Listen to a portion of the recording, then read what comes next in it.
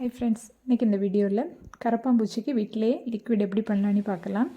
பகலில் கரப்பாம்பூச்சி இருக்கிற மாதிரியே இருக்காது. நம்ம கிச்சன் வேலையெல்லாம் முடிச்சுட்டு லைட் ஆஃப் பண்ணிட்டு வந்ததும் எங்கேருந்து வரும்னு தெரில, கரப்பாம்பூச்சி வர ஆரம்பிச்சிடும். 2 வாரத்துக்கு ஒருக்கா அந்த மாதிரி நீங்கள் லிக்விட் ரெடி பண்ணி கிச்சனை க்ளீன் பண்ணிங்கன்னா கரப்பாம்பூச்சி வரவே வராது. லிக்விட் எப்படி பண்ணலான்னு வாங்க வீடியோக்குள்ளே போகலாம். மிக்ஸி ஜாரில் 6 சின்ன வெங்காயத்தை கட் பண்ணி சேர்த்துக்கோங்க. சின்ன வெங்காயம் இல்லைன்னா ஒரு சின்ன சைஸில் பெரிய வெங்காயத்தை எடுத்துக்கோங்க. ஆனால் பெரிய வெங்காயத்தோட சின்ன வெங்காயம்னா நல்ல காட்டமாக இருக்கும், நல்ல எஃபெக்டிவாக இருக்கும். இது கூடவே ஒரு 6 பல் பூண்டை தோலோடையே சேர்த்துக்கோங்க.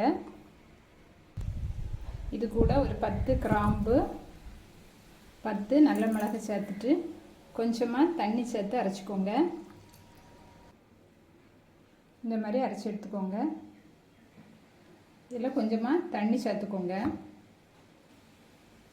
இந்த மாதிரி பழைய வேஸ்ட்டு பாக்ஸ் ஒன்று எடுத்துக்கோங்க.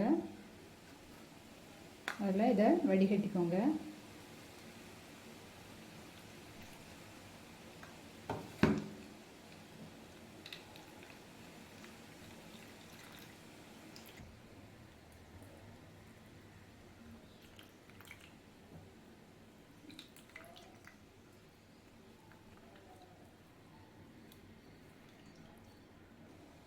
தண்ணியை வடிகட்டி எடுத்தாச்சு.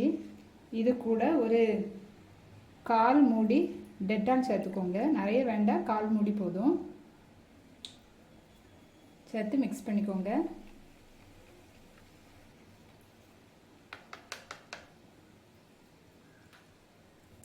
இப்போ இதை ஒரு ஸ்ப்ரே பாட்டிலில் ஊற்றிக்கோங்க. வீட்டிலே சூப்பராக நமக்கு கரப்பாம்பூச்சிக்கு லிக்விட் வந்து ரெடி ஆயிடுச்சு. எங்கெல்லாம் கரப்பாம்பூச்சி ஸ்பைடர் எல்லாம் வருதோ அந்த இடத்துல எல்லாம் ஸ்ப்ரே பண்ணி ஃபஸ்ட்டு விட்டுக்கோங்க. ஒரு 10 நிமிஷம் அப்படியே இருக்கட்டும். அதுக்கப்புறம் துணி வச்சு துடைச்சிக்கலாம். மடையில் இந்த லிக்விடை ஊற்றி விடலாம்.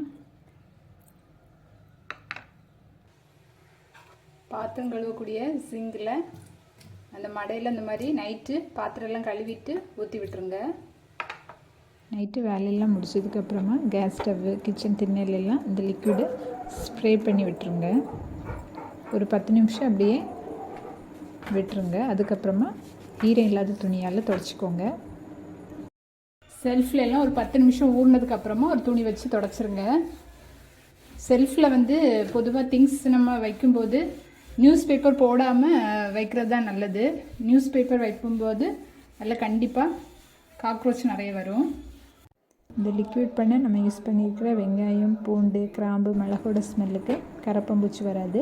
அட்லீஸ்ட் 2 வாரத்துக்கு ஒரு வாட்டியாவது இந்த மாதிரி நீங்கள் கிச்சனை க்ளீன் பண்ணிங்கன்னா கரப்பாம்பூச்சியோட தொந்தரவு படிப்படியாக கம்மியாயிரும். கிச்சனும் க்ளீனாக இருக்கும். நீங்களும் ட்ரை பண்ணிவிட்டு கமெண்ட் பண்ண மறக்காதீங்க. நம்ம சேனலையும் சப்ஸ்கிரைப் பண்ணி சப்போர்ட் பண்ணவும் மறக்காதீங்க. தேங்க்ஸ் ஃபார் வாட்சிங்.